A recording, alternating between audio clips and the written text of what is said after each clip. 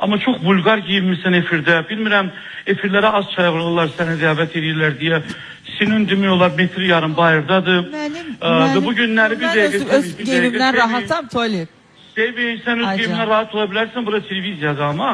Sən televiziyaya gələndə, mənim şəxsən efirimə belə gələ bilməsən, səni efirdən qaytararam dala, kimliyindən asılı olmayaq. Çünki bu günləri İsa Şükürov Space televiziyasında elə verilişlərdən biridir ki, o həmişə səliqəli verilişləri ilə seçilən olduğuna görə, bugün sənin bu vulqar geyimin İsa'nın əsəbinə toxunmaqdan başqa bu dəqiqə sosial şəbəkələrdə gündəm olub. Amma bu sənin üçün xeyirdir. Çünki sən ümumiyyətcə reklama gəlmişsən, düz eləmişsən. Müğənilər reklama gəlir. Amma mən düşünürəm ki, efirlərin də bir-birindən fərqi var da. Misal üçün Space televiziyası ailə kanalıdır. 28 illik kanaldır. Bütün ölkədə və dünyada göstərilir.